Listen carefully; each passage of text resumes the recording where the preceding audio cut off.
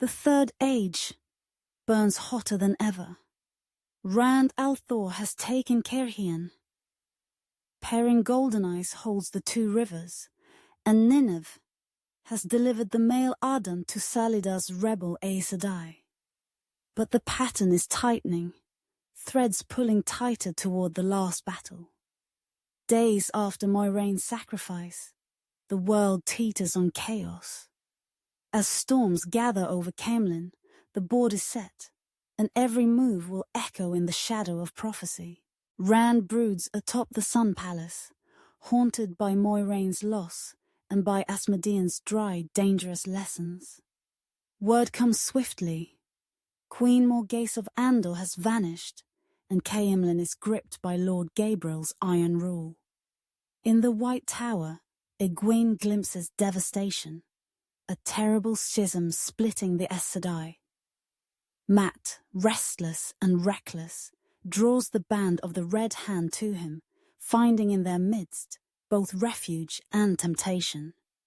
As night falls, Lanfear emerges from fire and dream, her words sharp with promise and threat.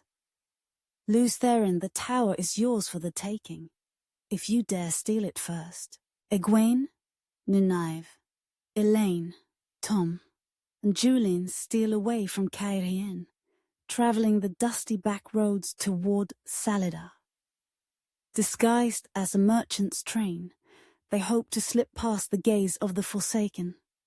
But Moghedien skulks ever near, her wounds from Tel Aranriod still raw.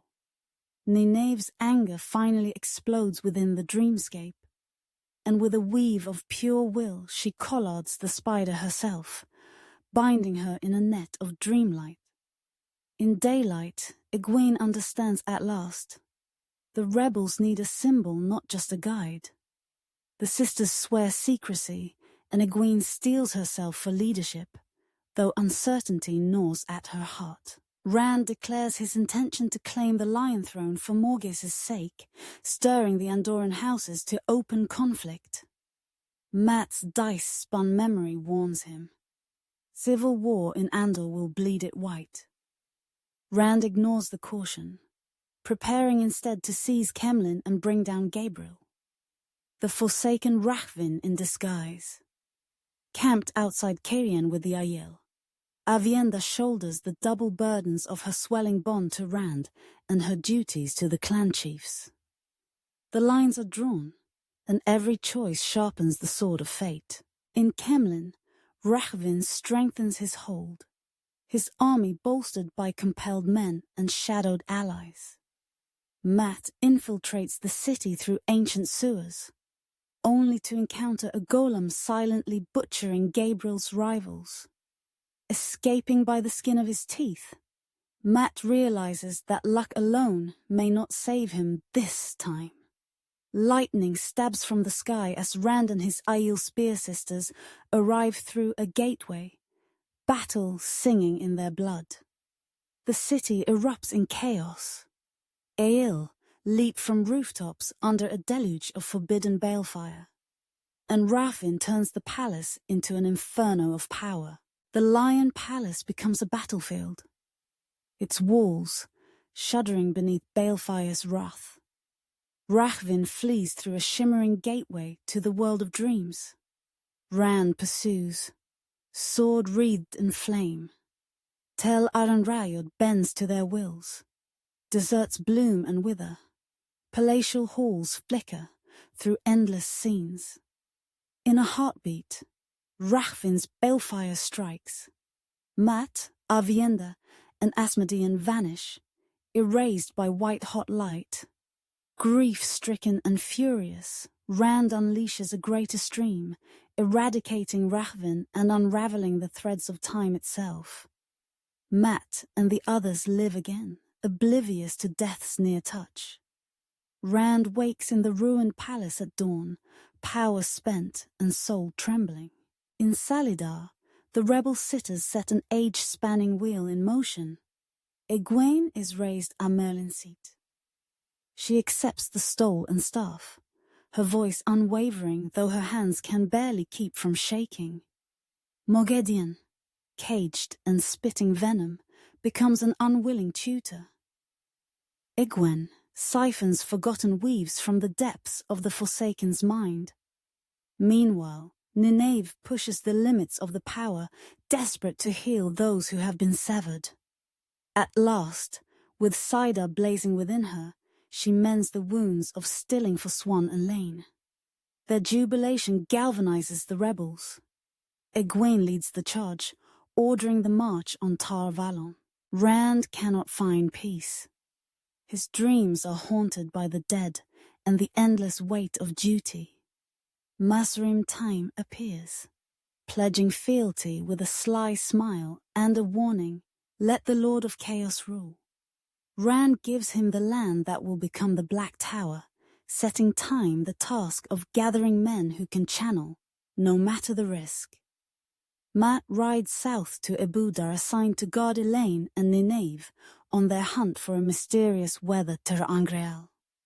Perrin and Faela arrive in Caemlyn, her steel-clad diplomacy winning the nobles where banners and blades failed. Diplomacy tightens like a noose.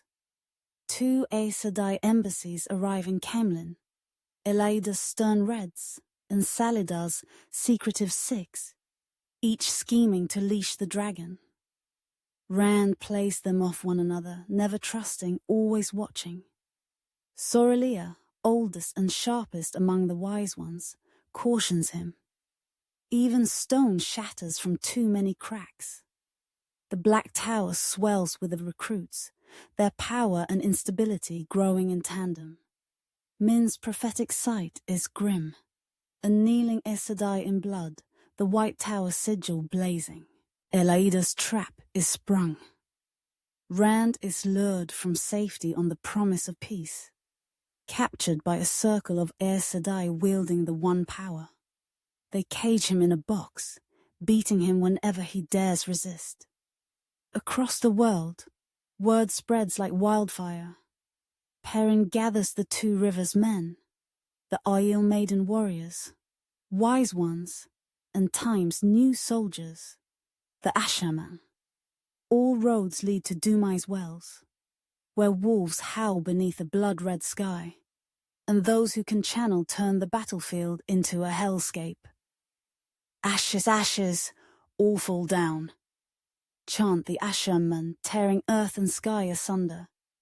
When the dust settles, Rand is free. The captive sisters kneel, bound to the dragon by equal parts terror and awe. The cost of victory is bruised hearts and a world upended. The sight of chained Aes Sedai under warder watch sends chills through the ranks, friend and foe alike. Lews Therin's voice grows louder in Rand's head, whispering violence and despair. Outside Tar Valon, Egwene seals the city's fate with weaves that blockade the harbours. Mat, always stumbling into trouble, arrives in Ebudar just as the Seanchan begin their invasion. In the shadows far to the east, the Forsaken Demandred kneels to a hidden master. An icy voice intones, "The traps are set. Let the Lord of Chaos rule." Rand dances the line between hope and tyranny, every victory sowing new seeds of doubt. Egwene, once a novice, emerges a schemer and a leader, finding in adversity the steel to challenge the tower itself. Mat, luck-blessed and laughter-haunted, craves peace, but finds only destiny. Perrin learns the weight of a general's mercy, its sharpness matching any axe. Nynaeve, the healer who dares the impossible, still struggles to mend her own wounds.